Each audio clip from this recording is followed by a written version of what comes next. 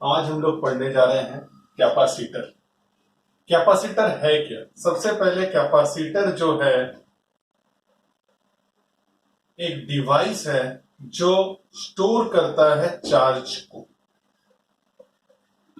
Capacitor क्या है? एक डिवाइस है जो स्टोर करता है चार्ज को।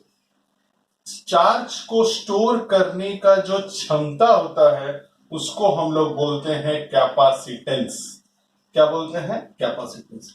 यानी कैपेसिटर क्या है? कैपेसिटर एक डिवाइस है जो स्टोर करता है चार्ज को। ठीक है, स्टोर किसको करता है? चार्ज को।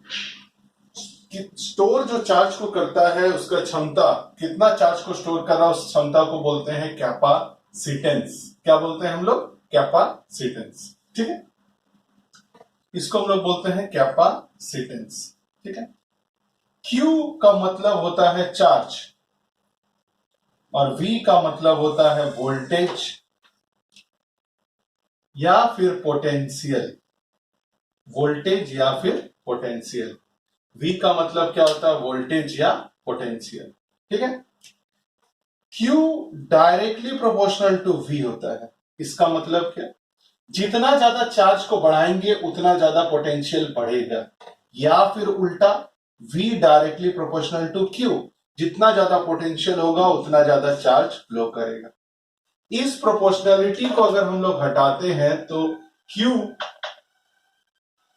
Directly proportional to V, proportionality को हटाएंगे तो Q इक्वल टू क्या लिखेंगे? CV। Q इक्वल टू क्या लिखेंगे? CV। यहां C का मतलब क्या है? कैपेसिटेंस। C का मतलब क्या है? कैपेसिटेंस। C का मतलब क्या है? कैपेसिटेंस। तो C इज इक्वल टू क्या होगा? Q by V। इसका मतलब क्या? चार्ज बाय पोटेंशियल का रेशियो को हम लोग क्या बोलते हैं? कैपेसिटेंस। चार्ज बाय पोटेंशियल का रेशियो को क्या हम लोग बोलते हैं? कैपेसिटेंस। ठीक है, ऐसा यूनिट इसका होता है फराड। FARAD, farad. जनरली हम लोग लिखते हैं माइक्रो फराड में। क्या लिखते हैं? Micro farad. म्यू एफ, इसका मतलब क्या? Micro farad. ठीक है, फिर से एक बार रिपीट कर रहे हैं। कैपेसिटर क्या एक डिवाइस है जो चार्ज को स्टोर करता है। चार्ज को स्टोर करने का जो क्षमता होता है उसको हम लोग कैपेसिटेंस बोलते हैं। Q का मतलब चार्ज, B का मतलब वोल्टेज या पोटेंशियल। चार्ज जो है डायरेक्टली प्रोपोर्शनल होता है वोल्टेज का, या V directly proportional to Q। Q directly proportional to V तो Q equal to CB। Proportionality हटाएं, C लिखे। C का मतलब क्या? Capacitance. C is equal to Q by V। ऐसा यूनिट कैपेसिटेंस का होता है फराड। ऐसा यूनिट कैपेसिटेंस का क्या होता है? फराड। म्यू एफ लिखते हैं, माइक्रो फराड लिखते हैं। ठीक है, इसके पीछे भी रीजन है माइक्रो फराड लिखने का, ये हम लोग आगे चल के पढ़ेंगे। ठीक है, अब हम लोग अगला टॉपिक पढ़ने जा रहे हैं जिसका नाम है कॉम्बिनेशन ऑफ कैपेसिटर्स। क्या नाम है अगला टॉपिक का?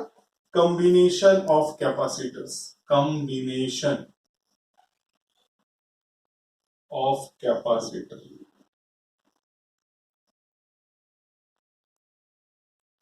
कॉम्बिनेशन ऑफ कैपेसिटर्स जनरली दो टाइप का होता है। एक का नाम है सीरीज और दूसरे का नाम है पैरेलल।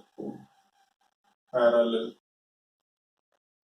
एक का नाम सीरीज, दूसरे का नाम पैरेलल। तो सबसे पहले हम लोग पढ़ते हैं सीरीज। और एक इंपॉर्टेंट बात बता दें, कैपेसिटर का एक सिंबल होता है इस तरह से। ये कैपेसिटर का सिंबल है। ये किसका सिंबल है? कैपेसिटर का। कैपेसिटर का सिंबल इस तरह से हम लोग बनाते हैं। इस सिंबल को क्या बोलते हैं? कैपेसिटर। ठीक है, सीरीज।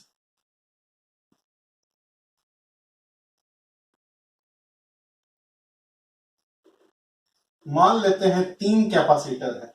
इस कैपेसिटर का कैपेसिटेंस क्या है? C1। इसके बाद वाला कैपेसिटर का कैपेसिटेंस क्या है? C2। और इसके बाद वाले का कैपेसिटेंस क्या है? 3। तीनों कैपेसिटर को हम लोग कनेक्ट किए हैं बैटरी के साथ। बैटरी का जो ये बड़ा वाला देख रहे हैं इसको पॉजिटिव बोलते हैं और छोटे वाले को क्या बोलते हैं, नेगेटिव। ये किसके साथ कनेक्टेड है, बैटरी के साथ। जब सीरीज कनेक्शन होता है तो सीरीज में बैटरी का वोल्टेज मान लेते हैं V है। सीरीज में वोल्टेज जो है वो डिफरेंट होगा। वोल्टेज क्या होगा, डिफरेंट। चार्ज क्या होगा, सेम। सीरीज में वोल्टेज क्या होगा, डिफरेंट। चार्ज क्या होगा, सेम। अब देखिए series capacitance C1, C2, C3। Series में वोल्टेज क्या होगा, डिफरेंट। चार्ज क्या होगा, सेम। यानी इसके अबाउट का वोल्टेज क्या होगा, V1। इसके अबाउट का वोल्टेज क्या होगा, V2। और इसके अबाउट का वोल्टेज क्या होगा, V3। C1, C2, C3 इसके अबाउट का वोल्टेज क्या है, V1। इसके अबाउट का वोल्टेज क्या है, V2। और इसके अबाउट का वोल्टेज क्या है, V3। यानी इसके अबाउट का वोल्टेज V1, इसका वोल्टेज V2, इसका वोल्टेज V3। ठीक है। अब हम लोग आगे पढ़ेंगे, देखेंगे क्या होता है इसमें। पहले ही बता चुके हैं कि सीरीज में चार्ज क्या होता है, सेम। यानी यहां पे चार्ज Q जो है वो सेम होगा सब में। V खाली क्या होगा, डिफरेंट होगा। V क्या होगा, डिफरेंट होगा। ठीक है। अब हम लोग क्या देख रहे हैं कि V इज इक्वल टू क्या होगा, V1 plus V2 plus V3। पहले ही बता दिए हैं कि सब केस में वोल्टेज क्या होता है, डिफरेंट। V1, V2, V3। ठीक है। सभी वोल्टेज क्या होगा, V1, V2, V3। अब हम लोग जानते हैं कि Q इक्वल टू क्या होता है, CV। तो Q by C equal to क्या होगा, V। यानी V की जगह पे लिखेंगे Q बाई C। यहां लिखेंगे Q बाई C1। यहां लिखेंगे Q बाई C2। यहां लिखेंगे Q by C3। Q by C, यहां Q कॉमन ले लेंगे। 1 by C1, 1 by C2, 1 by C3। ये Q कट जाएगा तो 1 by C is equal to 1 by C1 plus 1 by C2 plus 1 by C3। ये आएगा हम लोगों का इक्विवेलेंट कैपेसिटेंस। इसको इक्विवेलेंट लिख लेंगे। यानी सीरीज के केस में फॉर्मूला क्या आएगा, 1 by C equivalent equal to 1 by C1 plus 1 by C2 plus 1 by C3। फिर से रिपीट, सीरीज के केस में क्या है, अलग अलग तीन कैपेसिटर माने हैं, C1, C2, C3। सीरीज में क्या कहे हैं कि तीनों का वोल्टेज क्या होगा, अलग। सब कैपेसिटेंस का वोल्टेज क्या अलग होगा, चार्ज क्या होगा, सेम। तो टोटल वोल्टेज क्या, पोटेंशियल V1, V2, V3।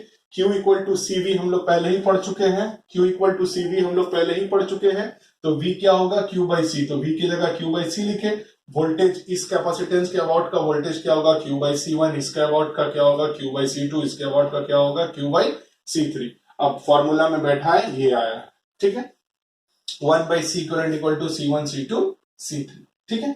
अब हम लोग एक स्पेशल केस करेंगे। स्पेशल केस क्या है, देखते हैं। मान लेते हैं कि कैपेसिटर है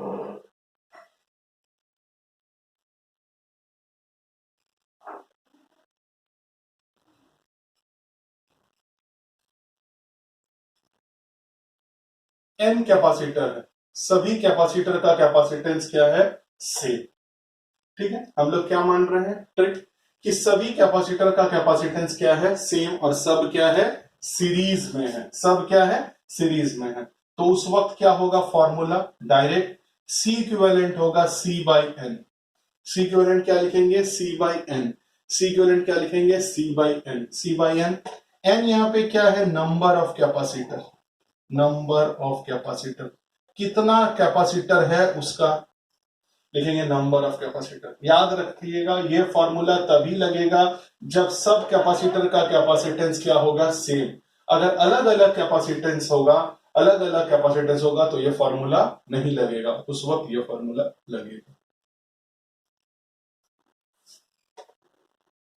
एक और केस, मान लीजिए सिर्फ दो कैपेसिटर है, तब क्या होगा।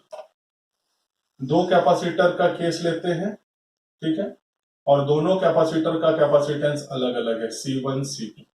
तो इसको क्या लिखेंगे, 1 by C equivalent equal to 1 by C1 plus 1 by C2।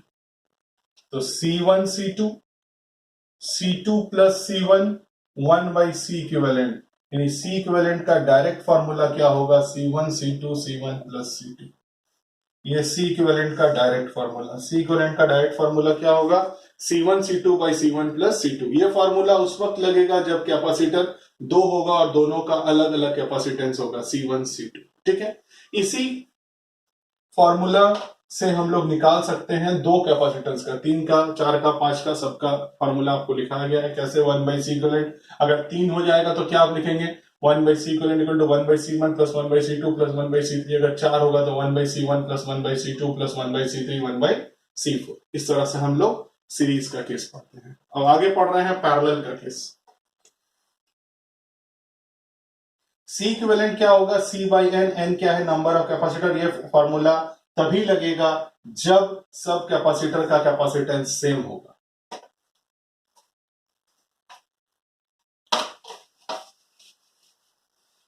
अब पढ़ रहे हैं पैरेलल का केस। कौन सा केस, पैरेलल। पैरेलल पैरेलल में क्या है, मान लीजिए यहां एक पॉइंट से गया है कैपेसिटर, ये दूसरा कैपेसिटर और ये तीसरा कैपेसिटर,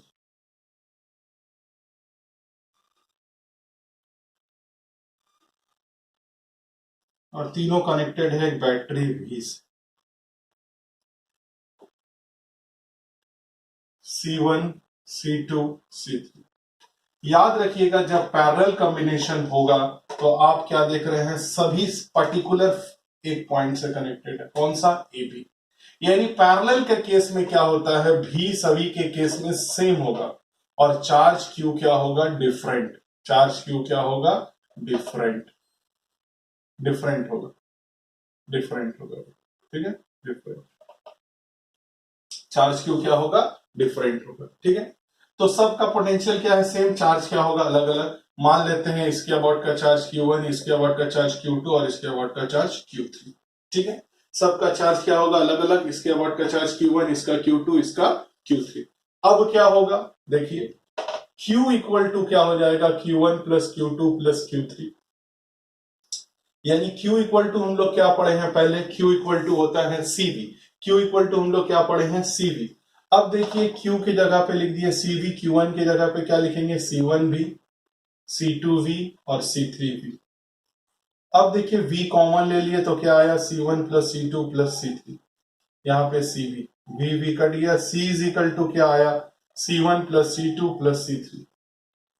यानी पैरेलल में कैपेसिटेंस क्या होगा, C1 plus C2 plus C3। ये पैरेलल का केस है। ठीक है, पैरेलल के केस में भी वही, अगर मान लीजिए सभी कैपेसिटर सेम कैपेसिटेंस का होगा,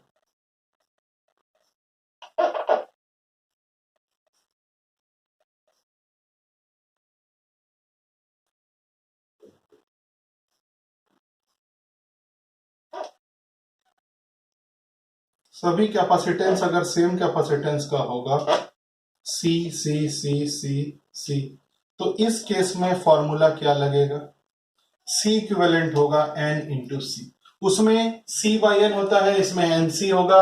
N क्या है, नंबर ऑफ कैपेसिटर। N क्या है, नंबर ऑफ कैपेसिटर।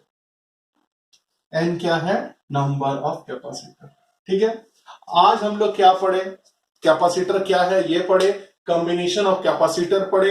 अगले क्लास में हम लोग पढ़ेंगे कि कैसे हम लोग कैपेसिटर का कॉम्बिनेशन से न्यूमेरिकल बना सकते हैं और कॉम्प्लेक्स से कॉम्प्लेक्स क्वेश्चन को भी इजी वे में सॉल्व कर सकते हैं। आज के लिए इतना ही, फिर अगला क्लास